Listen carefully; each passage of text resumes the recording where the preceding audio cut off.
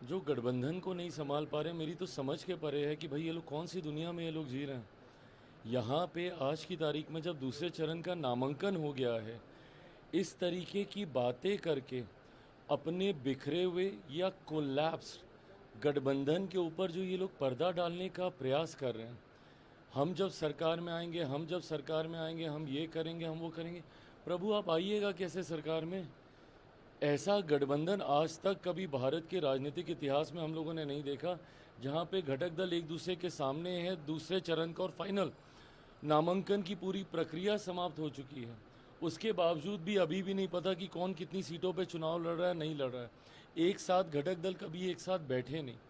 राहुल जी जिन्होंने इतनी मेहनत की, सब आए एसआईआर को लेकर लोगों को भ्रमित करने का कार्य किया, सब किया, वेयर इज ही, है कहाँ वो?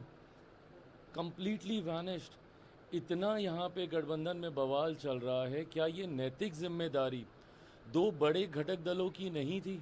क्या ये राहुल जी और नेता प्रतिपक्ष बिहार में तेजस्वी, इन दोनों की ये नैतिक जिम्मेदारी नहीं थी कि दोनों एक साथ बैठें और गठबंधन में जितने भी बॉटल नेक्स हैं उसको क्लियर किया जाए, इन सारे जितनी भी उलझने हैं उनको सुलझाने का प्रयास किया जाए? ये तो गंभीरता का अभाव दिखाता है। ये तो शरीर से दिखाता है कि शायद कांग्रेस सीरियस ही नहीं है बिहार के चुनाव को लड़ने को लेकर।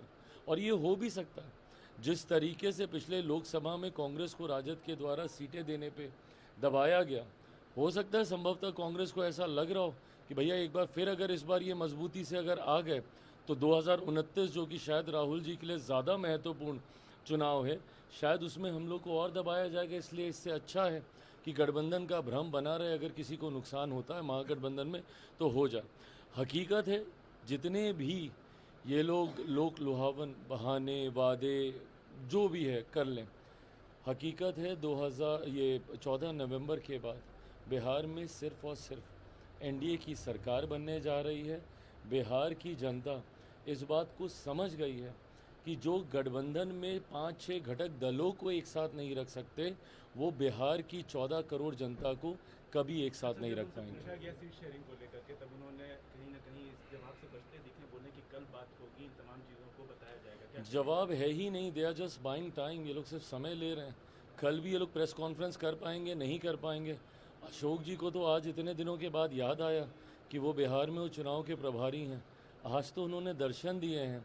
आज ये लोग बैठेंगे, कुछ होगा नहीं होगा, उसके बाद भी ये लोग प्रेस कॉन्फ्रेंस कर पाएंगे, मुझे इस पर संदेह है। चुनाव चुनाव एनडीए चुनाव प्रचार करिए, वही राहुल गांधी जिलेबी छाने कैसे? जलेबी तो राजस्थान के वक्त भी छानने का काम कर रहे थे। क्या हो गया? राजस्थान कह रहे हैं, हरियाणा के चुनाव के वक्त भी वो कर रहे थे।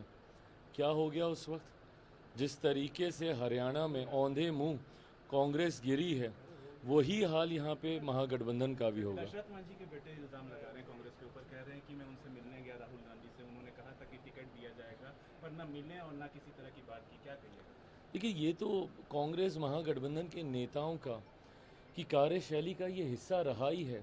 समाज के जितने वीकर सेक्शन के लोग हैं, वंचित वर्ग के लोग हैं, उनको कैसे अपमानित करना, उनको कैसे भ्रमित करके रखना, उनको कैसे धोखे में रखना, और जब मौका मिले तो सिर्फ अपनी राजनीतिक रोटियां सेकना, ये कांग्रेस राजद इन लोगों का पुराना कार्यशैली का तरीका रहा है। तो कह रहे हैं कि दलितों का वोट साधना चाहेंगे, इसीलिए जा रहे कर्पूरी ठाकुर के घर समस्तीपुर जब आएंगे। देखिए, मेरे प्रधानमंत्री पिछले एक साल में 11-12 बार से ज़्यादा बिहार आ चुके हैं। ये दर्शाता है कि बिहार उनकी प्राथमिकता में है। और जब जब वो बिहार आए हैं, उन्होंने जात पात धर्म मज़हब से उठकर समावेशी विकास, जो हमारी सरकार का मंत्र भी है, सबका साथ, सबका विकास, सबका विश्वास और सबका प्रयास, इस सोच के साथ मेरे प्रधानमंत्री आगे बढ़ने का कार्य कर रहे हैं। उनका यहाँ आना और विधानसभा चुनाव प्रचार की विधिवत शुरुआत करना, और उसकी शुरुआत से पहले जिस तरीके से वो कर्पूरी ग्राम वहाँ पे जाकर वहाँ से इसकी शुरुआत कर रहे हैं, मैं मानता हूँ ये मेरे प्रधानमंत्री का समर्पण दर्शाता है समाज के उस वर्ग के प्रति जो आज भी संभवतः हाशिए पर है, और उसको मुख्य धारा के साथ जोड़ने का एक ईमानदार प्रयास किया जा रहा है।